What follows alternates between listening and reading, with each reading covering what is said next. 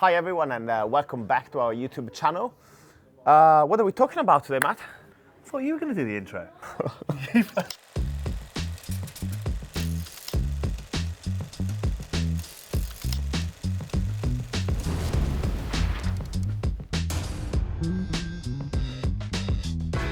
You palmed it off on me. That's it. Right, that was really well. Today we're going to talk about specialization. Some companies are hyper specialized in their team. Some companies are a bit more general. We're going to have a conversation about the pros and cons around how deeply should you specialize.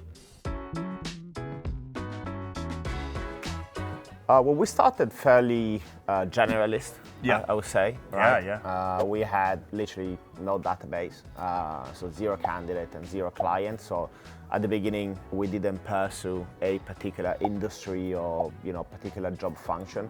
We just went after clients that we knew, and because of that, the clients were a bit scattered across different divisions, and the type of jobs that came in were a bit all over the places, right? Obviously, we had people which covered specific job functions, but they were fairly general to start with, right? Yeah. So IT was just IT. IT. For example. Actually, if you in this market, which is a candidate short market, we really wanted to build a broad database, which will allow you to specialize a little bit later. Yeah, down the line. I think it worked for us, actually. Yeah, for us, I think it worked out well. So we always thought that we specialize by hiring great people. Some company develop the business with a very clear matrix of job function and industry. We always start from the people, not from the specialization, I would say. Yeah, because we're going to be a big business, medium-sized business right now. And eventually, yeah, sure, every single niche will be covered. So actually, I think having a more people-driven approach is kind of better, because you're going to need to hire all those people at some point. So if you see somebody good and they don't fit in with maybe the plan you've got, well, they might not be on the market in 2 years' time when you're ready to do that. So we take the opportunity, find a good person, fit the role around them, right? There are also cons in driving a hyper-specialized strategy in company, which I've never been a fan of it. I personally think that in market like UK, for instance, where everybody's hyper specialized, one of the biggest problem with that is that you have recruiters that are actually not really good at selling candidates, in my opinion. You have recruiters that are very good at finding perfect matches, which is good, of course, but then those recruiters that do not develop those sales skills that I think are necessary to really become a top biller. In the UK, the market, it's a really mature market. It's hyper saturated. Yeah, very saturated. So it's actually difficult to pick up jobs, right? It's a job short market. So I think if you're really specialized, then a line manager may be tempted to deal with you because they think, okay, this guy's got it. I need this particular position. I don't really want to use a recruiter, but if I'm going to use one, I'm going to use one which can really fill that niche.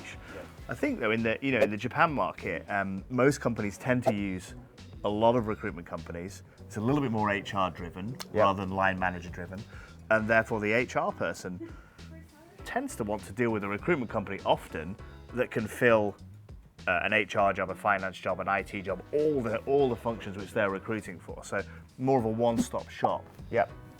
It is maybe a better fit in the Japan market sometimes, for bigger companies in particular. So I think eventually you do have to specialize some way, somehow, right? As the business grows. So the bigger the business it gets, eventually you will have consultants that will be specialized in an industry and a job function, basically, right? But we tend to prefer to have them specialize more on a vertical. So where maybe you have one recruiter working maybe similar clients within the same product line or industry, basically. So maybe you have one recruiter that does only a certain type of IT company or a certain type of medical devices, for instance. And that recruiter will be working the majority of clinical or commercial type of jobs, right? So the same recruiter will be working like 5, 10, 20 jobs with the same client. So it helps him to build a relationship. And also, I think the recruiter has also a slightly wider understanding of the market because they work different type of position. They might work a sales job, a marketing job, a clinical job. So they actually truly understand the industry rather than only focusing on a very tiny job function.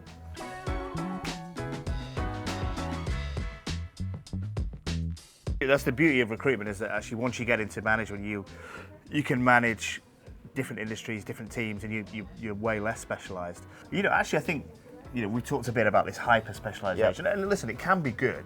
I think especially if you somehow manage to really nail down all the candidates in one area, you can create a little community, and you're the go-to guy for that particular, in cybersecurity or whatever. Then it can be really lucrative. I think actually internally from a business, sometimes you specialise a little bit superficially to create opportunities for people. So, in like a back office function, for example, like finance and accounting, honestly, if you're an accountant and you work for a fashion company, can you be an accountant in a real estate company? Yeah, probably, right? You don't really need to specialise too much within that. But, you can still have a B2B team and a B2C team. They'll still share candidates, but then you can have 2 career paths, 2 managers. So sometimes you'll do that specialisation more to create opportunities for people internally, actually. To move into management, yeah. A lot of people watch these videos who are interested in getting into recruitment, and it is something you really do need to investigate if you're thinking about joining a company. Yep. Because I've seen a lot of very talented people end up joining a big firm who have got a lot of people and therefore have become very specialised, and ending up taking a desk where, as Alex said, it's so niche. Even if you're an amazing recruiter, there is a certain amount of placement you can make in that desk. You're limited, so you should think about that. How big is the opportunity for me to actually succeed? Because the beauty of recruitment should be that you're only limited by your own ability and how hard you work. But if you're limited by external factors, that's not a good thing. Then we've spoken about a few of them before, right? Different kind of candidate ownership and all this kind of stuff. But specialisation is another one which you need to consider. So if you enjoyed the video, like. If you're not subscribed, subscribe. If you think it's amazing, share it. And if you're feeling really, really, really dangerous, push the notification button.